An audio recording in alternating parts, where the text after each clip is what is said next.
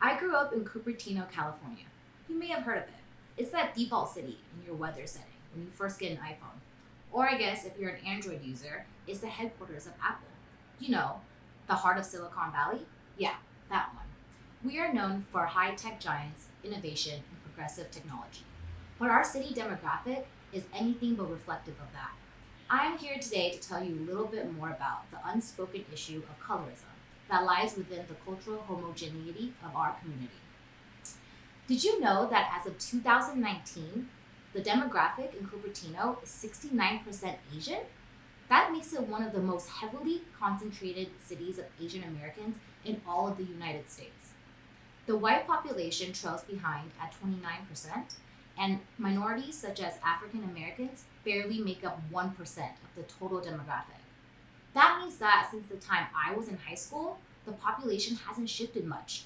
That's almost a decade ago. Back then, even though the Asian population was high, it was predominantly Eastern Asian, and Southeast Asian ethnicities barely made up even 3% of the total demographic.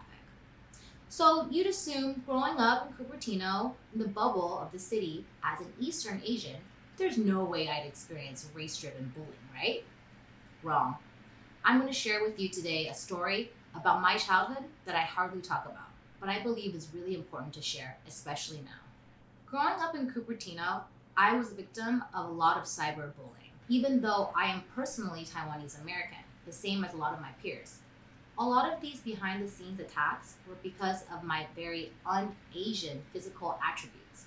I get made fun of for everything from my last name being so ethnically weird, from my hair being so coarse, so big for an Asian girl, and most of all, I get called out for the color of my skin because it's a little bit darker than most lighter Eastern Asians.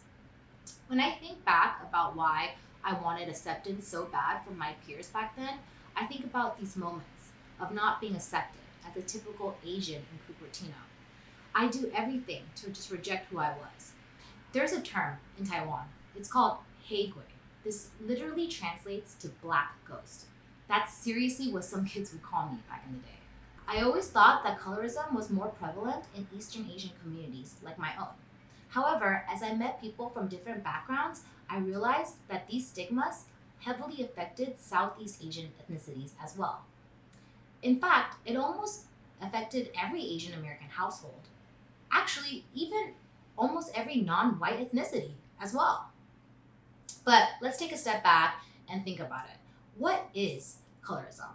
Colorism is the discrimination amongst the same ethnic group, typically based off your skin tone, and is specifically darker skin tone. But what is it really? Let's think about its presentation in our everyday life. It's those moments when the Asian mom is wearing long sleeves in 100-degree weather, or it's when your grandma tells you, bring an umbrella out when the sun is shining bright. It's in these moments that we strive so much to be light, porcelain-skinned as Asian Americans because that's what we're taught is the definition of beauty over and over again in our households. It's even presented in the most unsubtle of ways though. For example, let's take a look at a 2019 Japanese ad featuring Naomi Osaka, a famous half Haitian, half Japanese tennis champion. She has long challenged the homogeneity of Japan because she's embraced her half Haitian, darker skinned self. However, when a Japanese ad ran to try to celebrate Osaka, they actually made her blatantly lighter skinned and changed her hair into something that was more culturally presentable. When questioned, the company responsible seemed to give a pretty lackluster apology, which to me made this seem like they thought it wasn't that big of a deal. But you know, it is a big deal. It's in these small acts of microaggressions like whitewashing or associating a lighter skin tone with a more higher level of acceptance that lies the root of a larger issue, the issue of racism. In communities that are largely homogenous, like Japan or other Asian communities, it's harder to distinguish racism because, well, it's not that obvious. But colorism is largely present. And if you think about it, the same hierarchy employed in colorism is the same that governs race. They both denaturalize an individual's natural-born attributes, putting a social construct on these physical features, which in turn shapes our own identities in interpreting one appearance as better than the other. It is through these shared cultural norms, social associations, and non conscious behavior that these stereotypes, light is beautiful and dark means ugly, are formed.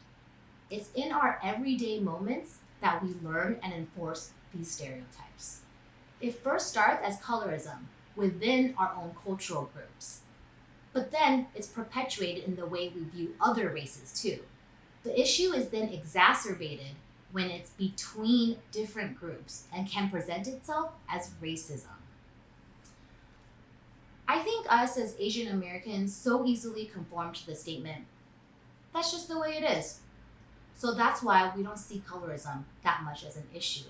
But now, as children grow up in the era of the Black Lives Matter movement, I believe that we can really teach them how to rethink these stereotypes.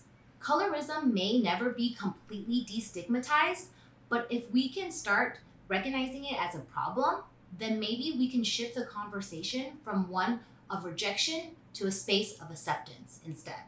As for me, I think the changing point is when I was able to get out of my bubble, which is Cupertino, and I was able to travel and see how diverse the world is. I was also able to see how important this inclusivity was in the world and every community.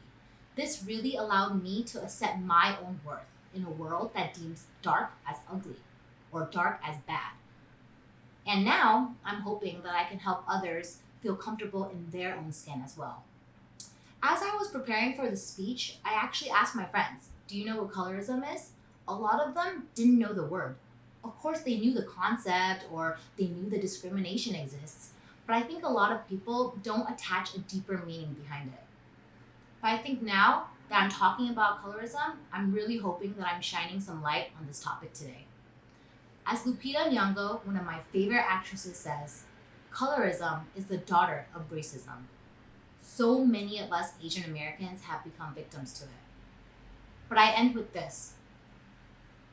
If we can start attacking these myths within our own Asian American households today, then maybe we can begin to talk about all the other issues that plague society. Thank you.